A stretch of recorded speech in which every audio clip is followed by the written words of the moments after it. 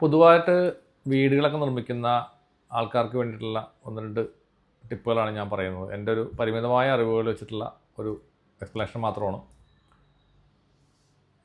കാരണം നമ്മൾ പല സ്ഥലങ്ങളിലും പോയിട്ട് കണ്ടിട്ടുണ്ട്. ഞാൻ ആദ്യമൊക്കെ ഒരു കുറച്ച് വർഷങ്ങൾക്ക് മുമ്പ് ഇതുപോലെ ആളുകൾ വന്നിട്ട് എന്നെ ഇങ്ങനെ വിളിച്ചിട്ട് അവരുടെ വീടുകളൊക്കെ നോക്കാൻ കൊണ്ടുവരുന്നു. പണ്ട് കുറേ വീടുകളിൽ ഞാൻ പോയിട്ടുണ്ട്. അങ്ങനെ വീട് മീൻസ് വീട്ടിലുള്ള എനർജീനെ നോക്കാനൊക്കെ ആയിട്ട്, അല്ലെങ്കിൽ അവിടെ എന്തെങ്കിലുമൊക്കെ ഇഷ്യൂസ് ഉണ്ടാകുന്നൊക്കെ നോക്കി കണ്ടുപിടിക്കാനൊക്കെയാണ് നമ്മൾ പോയിരുന്നത്. പക്ഷേ പിന്നീട് ഞാനത് ആരോഗ്യകരമായ ചില പ്രശ്നങ്ങൾ വന്നുകൊണ്ട് ഞാൻ നിർത്തി. അതൊരു നമുക്ക് ചില അറ്റാക്ക് പറഞ്ഞാൽ പണി കിട്ടുന്ന പരിപാടിയാണ്. ഏതെങ്കിലും നെഗറ്റീവ് എനർജിയുള്ള വീട്ടിലേക്ക് ചെന്നാൽ നമുക്ക് അതിനെ നമ്മൾ അറ്റാക്ക് വരുമെന്ന് എനിക്ക് എനർജി അറ്റാക്ക് വരുമ്പോൾ കുറച്ച് ബുദ്ധിമുട്ടൊക്കെ വന്നപ്പോൾ ഞാൻ പയ്യെ സ്റ്റോപ്പ് ചെയ്തു. ആ പരിപാടി നിർത്തി. പോകാറില്ല, ഒരു വീട്ടിൽ ഞാൻ പോകാറില്ല. കാരണം ചില സ്ഥലങ്ങളിലൊക്കെ ഭയങ്കര നെഗറ്റീവുള്ള വീടുകളുണ്ട്. അപ്പോൾ അതൊരു തത്വമാണ്. നമ്മളിപ്പോൾ സ്പിരിച്വാലിറ്റിയിൽ സഞ്ചരിക്കുന്ന ആളുകൾക്കുള്ളൊരു ടിപ്പും കൂടിയാണ്. സെൻസിറ്റീവ് ആവും നമ്മൾ കൂടുതൽ. ലൈറ്റ് ബോഡി ആക്ടിവേഷൻ സംഭവിക്കുന്നു, അല്ലെങ്കിൽ നമ്മൾ കൂടുതൽ സെൻസിറ്റീവ് ആവുന്നു, നമ്മൾ കൂടുതൽ ഓപ്പൺ ആവുന്നു. അപ്പോൾ എനർജീസ് നമ്മുടെ അടുത്തേക്ക് വേഗം കയറി വരും, ആക്സസ് കൂടുതൽ അവർക്ക് കിട്ടും. അതുകൊണ്ട് തിരക്കിലും കാര്യങ്ങളൊക്കെ അതിനുശേഷം ഞാൻ പോകാറില്ല. ഇത് കേൾക്കുമ്പോൾ നിങ്ങൾക്ക് മനസ്സിലാവും സ്പിരിച്വാലിറ്റി പോകുന്ന ആൾക്കാർക്ക് എല്ലാവർക്കും ഉള്ള പ്രശ്നമാണ്. അപ്പോൾ ഞാൻ പറഞ്ഞത് അതിനെ പറ്റിയല്ല, വീട് പണിയുന്ന ആൾക്കാർ. അപ്പോൾ ഈ വീട് പണിയുന്ന, അപ്പോൾ ഞാൻ പോകുമ്പോൾ ഈ എല്ലാ വീട്ടിലും പോകുമ്പോൾ എനിക്ക് എൻ്റേതായ ഒരു സെൻസ് ഉണ്ട്. ഞാനിങ്ങനെ നോക്കുന്ന എനർജി നോക്കുന്ന എൻ്റെതായ രീതിക്കാണ്. അതല്ലാതെ ഈ ചില സ്ഥാനങ്ങൾ, ഇപ്പോൾ വീട് പണിയുന്ന ആളുകൾ ആ വീട് നിർമ്മിക്കുന്ന ഒരു സ്ഥലം, ഒരു 10 സെൻറ്റ് സ്ഥലം ഉണ്ടെങ്കിൽ ആ 10 സെൻറ്റിൽ എവിടെ വീട് വെക്കണം എന്നുള്ളത് ഇമ്പോർട്ടൻ്റ് ഫാക്ടറാണ്. അപ്പോൾ അതിന് ഭൂമിയുടെ സ്പന്ദനം അറിയാവുന്ന ഒരു തച്ച് ശാസ്ത്രജ്ഞനെ കൊണ്ടുവന്നിട്ട് വേണം നമ്മൾ നോക്കിക്കാനായിട്ട്. നമ്മൾ മോഡേൺ എഞ്ചിനീയർമാരെ കുറ്റം പറയല്ല. മോഡേൺ എഞ്ചിനീയേഴ്സിന് പ്ലാൻ വരക്കാൻ നല്ല ഭംഗിയായിട്ട് വരക്കാൻ അറിയാം, അവർക്ക് എല്ലാം അറിയാം. പക്ഷേ ഈ വാസ്തു പ്രോപ്പറായിട്ട് പഠിച്ചിട്ടുള്ള ആൾക്കാരാവണമെന്നില്ല. ഈ വാസ്തു കുറച്ചവർ പഠിച്ചിട്ടുണ്ടാവും, പക്ഷേ ഈ ഭൂമിയുടെ സ്പന്ദനം നോക്കാനുള്ള കഴിവർക്ക് ഉണ്ടാവില്ല. എന്ന് വെച്ചാൽ അവിടെ ഇത് വെക്കുമ്പോൾ ആ ഭൂമിക്കടിയിൽ എന്താണ്, അവിടെ ഒരു സർപ്പക്കാവ് ഉണ്ടായിരുന്നോ, അല്ലെങ്കിൽ ഒരു ശവം അവിടെ കുഴിച്ചിട്ടുണ്ടോ, അല്ലെങ്കിൽ വേറെ എന്തെങ്കിലും ഒരു മന്ത്രവാദി ഇരുന്നിട്ടും കർമ്മം ചെയ്ത സ്ഥലമാണോ, അല്ലെങ്കിൽ ക്ഷേത്രം ഉണ്ടായിരുന്ന ഭൂമിയാണോ, ഇതൊക്കെ നോക്കണ്ടേ. ശരിക്കും പറഞ്ഞാൽ നമ്മൾ ആദ്യം തന്നെ ഒരു ഭൂമി പുതിയത് വാങ്ങുന്നവൻ ഇത്തരം കാര്യങ്ങളെപ്പറ്റി അറിയാവുന്ന ഒരാളെ കൊണ്ടുപോയിട്ട് നോക്കിച്ചിട്ട് വേണം ഭൂമി എടുക്കാൻ. നിങ്ങൾക്ക് സന്തോഷം സമാനമായിട്ട് ആ കുടുംബത്തിൽ വീട്ടിൽ താമസിക്കണമെന്നുണ്ടെങ്കിലും ആയിട്ടാ, ഇല്ലെങ്കിൽ വേണ്ട. നോക്കി അറിവുള്ള ഒരാളെ കണ്ടുപിടിച്ചിട്ട് അയാളെ കൊണ്ട് നോക്കിച്ച് വേണം ഭൂമി എടുക്കാൻ. അവരുടെ ദർശനം എങ്ങോട്ടേക്ക് വരും, റോഡ് എങ്ങോട്ടേക്കാണ്, പല കാര്യങ്ങളും നോക്കാനുണ്ട്. അതിനെപ്പറ്റി എനിക്കത്രയൊന്നും അറിവൊന്നുമില്ല. പക്ഷേ ചെറിയ ചെറിയ അറിവുകൾ ഇങ്ങനെയുള്ള ആൾക്കാരുടെ കൂടെയൊക്കെ നടന്നുള്ള അറിവ് മാത്രമേ എനിക്കുള്ളൂ. അതിവിടെ പറയണത് ശരിയല്ല, അതുകൊണ്ട് ഞാൻ പറയണില്ല. കാരണം പൂർണ്ണമല്ലാത്തൊരു അറിവ് ഇങ്ങനെ പറയണത് ശരിയാവുമെന്ന് എനിക്ക് തോന്നില്ല. പക്ഷേ ചില കാര്യങ്ങൾ ഞാൻ പറയാം. അപ്പോൾ ഇങ്ങനെ നമ്മൾ ഭൂമി സെലക്ട് ചെയ്ത് കഴിഞ്ഞാൽ പിന്നെ അതിന് വേണ്ടുന്നത് ഒരു പ്ലാൻ ചെയ്യലാണ്. ഒരു വീട് എങ്ങനെ വേണം എന്നുള്ളത്. ഇപ്പം നമ്മുടെ ആഗ്രഹങ്ങൾ ഒരുപാടുണ്ടാവും. ഇപ്പം നമുക്ക് ഒരു ഭയങ്കര വലിയൊരു പടുകൂറ്റൻ ബംഗ്ലാവ് പണിയെന്നൊക്കെ എല്ലാവരും ഉള്ള ആഗ്രഹം. പ്രത്യേകിച്ച് മലയാളീസിൻ്റെ ആഗ്രഹമാണ് വീടെന്ന് പറഞ്ഞൊരു വികാരമാണ്. പക്ഷേ ഒരു വലിയ വീട് പണിത് താമസിച്ച് കുറേ കഴിയുമ്പോഴാണ് മനസ്സിലാവുന്നത്, അയ്യോ അബദ്ധമായല്ല, തുടക്കാൻ പോലും ആളെ കിട്ടില്ല. ഇങ്ങനെയുള്ള കാലങ്ങളിൽ മാറാമ്പല്ല് അടിക്കാൻ ആളെ കിട്ടില്ല.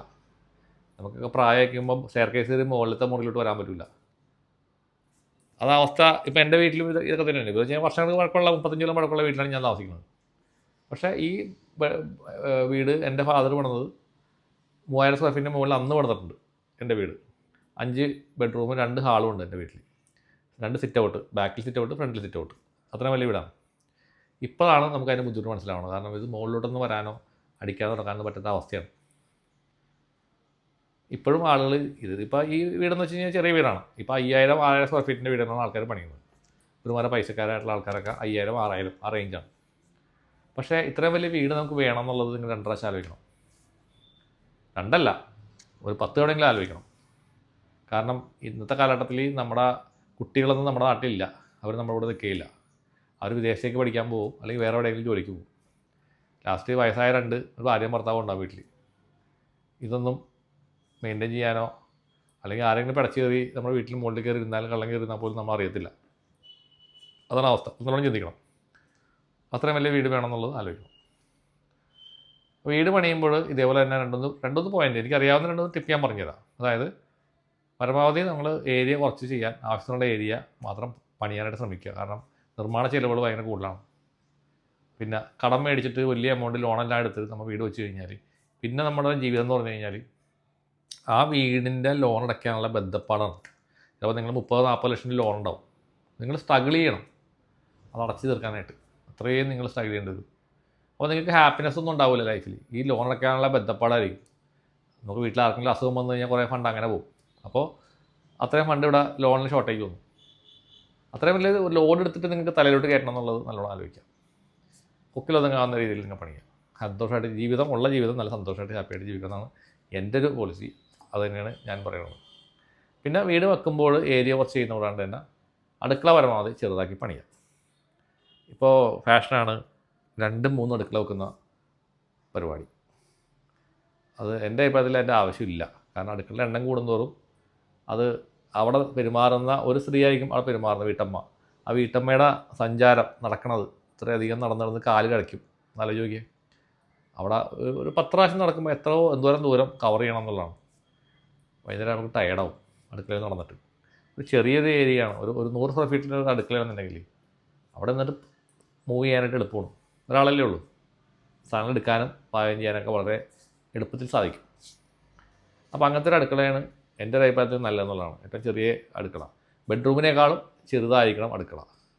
ഇവിടെ നേരെ തിരിച്ചാണ്, അടുക്കള വലുതും ബെഡ്റൂം ചെറുതും, അങ്ങനെ ആൾക്കാർ പണിയുമ്പോൾ.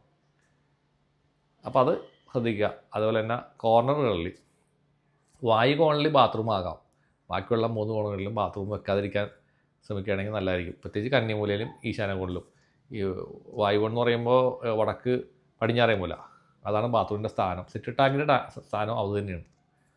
അപ്പോൾ ഞാനിത് പറയാൻ കാരണം, ഞാൻ എൻ്റെ വീടിൻ്റെ ഒരു റീമോഡലിങ് ചെയ്തിട്ടുണ്ടായിരുന്നു. എൻ്റെ വീടിൻ്റെ റീമോഡൽ ചെയ്യുമ്പോൾ ഞാനിത് പഠിച്ചത്, കുറച്ച് കാലമൊക്കെ പഠിച്ചത്. അപ്പോൾ എനിക്ക് കുറേ കാര്യങ്ങൾ ഇവർ മനസ്സിലായി ഈ എന്താണ് വായുസൂത്രം എന്നുള്ളത്. അതൊരു ഇമ്പോർട്ടൻറ്റ് സാധനമാണ് വായുസൂത്രം. മുൻവാതിൽ തുറന്നു കഴിഞ്ഞാൽ വായു കയറി ബാക്കി കൊടുത്ത വാതിൽ കൂടി പുറത്തേക്ക് പോകണം. അല്ലെങ്കിൽ അവിടെ ജനലെങ്കിലും വേണം. ഇവിടെ നോക്കിയാൽ ബാക്ക് കാണണം എന്നർത്ഥം. അതുപോലെ തിരിച്ച് ഇങ്ങനെയും. ഇപ്പോൾ എൻ്റെ വീട് കിഴക്കോട്ട് തിരിഞ്ഞിട്ടുള്ളതാണ്. കിഴക്ക് പടിഞ്ഞാറ്, തെക്ക് വടക്ക്. തെക്ക് വടക്ക് എൻ്റെ വീടിന് ഇല്ല, പക്ഷേ അത്യാവശ്യം ചെറിയ ഗ്യാപ്പിലാണെങ്കിലും അത് വായു പോകുന്നുണ്ട്. പക്ഷേ ഇത് നന്നായിട്ടുണ്ട്, കറക്റ്റ് ഡയറക്ഷനാണ് വായുസൂത്രം ഉള്ളത്. അപ്പോൾ അതിൻ്റെതായ ഐശ്വര്യം എൻ്റെ വീട്ടിലുണ്ട്. അപ്പോൾ ഇതൊക്കെ ഇത് ഇമ്പോർട്ടൻറ്റ് ഫാക്ടേഴ്സാണ്, നമ്മുടെ വീടിൻ്റെ മെയിൻ സംഭവങ്ങളാണ്. ഞാൻ മനസ്സിലാക്കി കൊടുത്തോളം ഇമ്പോർട്ടൻ്റ് ആണ്. ഇനി വാസ്തു അറിയാവുന്ന ആൾക്കാരൊക്കെ ഇത് കാണുന്നുണ്ടെങ്കിൽ നിങ്ങൾക്ക് അഭിപ്രായം കമൻറ്റ് ഇടാം കേട്ടോ. കാരണം ആൾക്ക് എന്തെങ്കിലും നല്ലതായിട്ട് പറഞ്ഞു കൊടുക്കാം, ഉപയോഗമുള്ളതായിട്ട് പറഞ്ഞു കൊടുക്കുന്നത് എപ്പോഴും നല്ലതല്ലേ. ആൾ പോയി കുഴി ചാടണ്ട, ആൾക്കാർക്ക് ഒരു വഴി കാണിച്ചു കൊടുക്കുക എന്നുള്ളതാണ് നമ്മുടെയൊക്കെ അറിവുള്ളവരുടെ ധർമ്മം. അപ്പോൾ പറയുന്നത് എന്തെങ്കിലും തെറ്റുണ്ടെങ്കിൽ നിങ്ങൾക്ക് തിരുത്താം, ക്ഷമിക്കാം. അത് എനിക്ക് യാതൊരു കുഴപ്പമില്ല.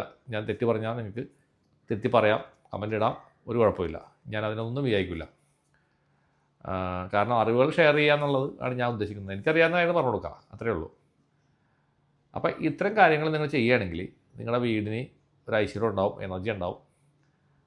പിന്നെ അവിടെ ദീർഘകാലം നിങ്ങൾക്ക് ആരോഗ്യത്തോടെ താമസിക്കാൻ പറ്റും. ഇത് ആരോഗ്യപരമായ പ്രശ്നങ്ങൾ വരുന്നത് ഇതേപോലുള്ള നിങ്ങൾക്ക് ബേസിക്കായിട്ടുള്ള നമ്പർ 1 കാര്യമാണത് ഈ പറയുന്നത്. നിങ്ങൾ താമസിക്കുന്ന ഗ്രഹം നല്ലതാണെങ്കിൽ നിങ്ങൾക്ക് ആരോഗ്യം ഉണ്ടാവും. പക്ഷേ ഗ്രഹത്തിൽ എന്തെങ്കിലും ഇതുപോലുള്ള വാസ്തു സംബന്ധമായ ദോഷങ്ങളോ അല്ലെങ്കിൽ നാഗത്തിൻ്റെ സഞ്ചാരം, ഇപ്പോൾ ഒരു നാഗം ഇങ്ങനെ പോകണ്ടാവും, അവിടെ കൂടെ നിങ്ങൾ വീട് വെച്ച് നാഗദോഷം ഉണ്ടാവും. എന്തൊക്കെ ചെയ്താലും നാഗം സംഭവിക്കില്ല. കാരണം നാഗത്തിൻ്റെ വഴിയിൽ നിങ്ങൾ മുടക്കിയേക്കണത്. അതുപോലെ വേറെ ചില ശക്തികൾ, ഇപ്പോൾ ദേവി വന്ന വഴിയായിരിക്കും, അവിടെ കൊണ്ടുവന്ന് വീട് വെച്ചാലും പ്രശ്നമായി. അതിനൊക്കെയാണ് നമ്മൾ ഒരു കഴിവുള്ള അല്ലെങ്കിൽ അതേപോലെ ഒരു സ്വാത്വികനായ ഒരാളെ കൊണ്ട് വേണം ഇത് നോക്കിക്കാനായിട്ട്. ഇത് മോഡേൺ എഞ്ചിനീയേഴ്സിനോ അല്ലെങ്കിൽ അത് പഠിച്ച ആൾക്കാർക്കൊന്നും ഇത് അറിയാൻ സാധിക്കില്ല. അതാണ് എൻ്റെ സംഗതി. അതുപോലെ കഴിവുള്ള ആൾക്കാരുണ്ട് നമ്മുടെ നാട്ടിൽ, ഇപ്പോഴും ഉണ്ടാക്കാത്ത ആൾക്കാർ. അത്തരം ആൾക്കാരെ കൊണ്ടുവന്ന് അങ്ങ് നോക്കിക്കാം, എന്നിട്ട് ഈ വീട് ചെയ്യുക. ഇനി വീട് എന്തെങ്കിലും ദോഷമുള്ള ആൾക്കാരാണെങ്കിൽ വീട് വാസ്തുക്കാരെ കൊണ്ട് നോക്കിച്ചിട്ട് അത് കറക്റ്റ് ചെയ്യാൻ ശ്രമിക്കണം. ഇത് മോഡേൺ വാസ്തുവിൻ്റെ കാര്യമായിട്ടാണ് ഞാൻ പറയണത്. നമ്മുടെ ഇന്ത്യൻ വാസ്തു, ശരിയായിട്ടുള്ള വാസ്തുശാസ്ത്രം അറിയാവുന്ന ആൾക്കാരെ കൊണ്ട് തന്നെ നോക്കിക്കണം. ഇപ്പോൾ കുറേ സംഭവങ്ങൾ ഇറങ്ങിയിട്ടുണ്ട്, പുതിയ കുറേ ടെക്നോളജിയൊക്കെ വെച്ചിട്ട്. അതല്ല വേണ്ടത്, നമുക്ക് പഴയത് തന്നെയാണ് നല്ലത്. ഈ കാര്യത്തിൽ നല്ലത് പഴയത് തന്നെയാണ്.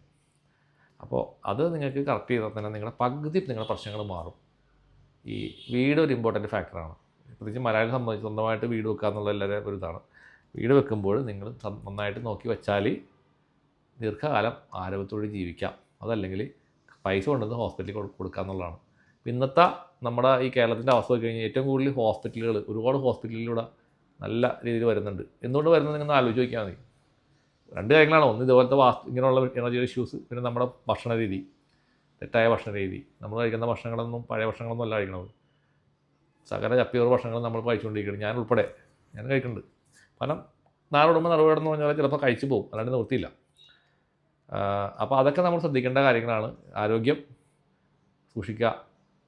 നമ്മുടെ സോളിനിരിക്കാനുള്ളൊരു വാഹനമാണ് നമ്മുടെ ബോഡി. ഈ വാഹനം കൃത്യമായ മെയിൻ്റനൻസ് നടത്താം.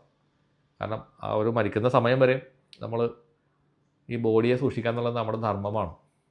രോഗിയായിട്ട് കിടന്നിട്ട് ആ ബാക്കിയുള്ള കാലം ജീവിക്കുന്നതിനും നല്ലത് ആരോഗ്യത്തോടെ ഇരുന്നിട്ട് ആരോഗ്യത്തിൽ മരിക്കുക എന്നുള്ളതല്ലേ. അപ്പോൾ ഒന്ന് ആലോചിച്ച് നോക്കാം. എല്ലാവർക്കും നന്മ വരട്ടെ.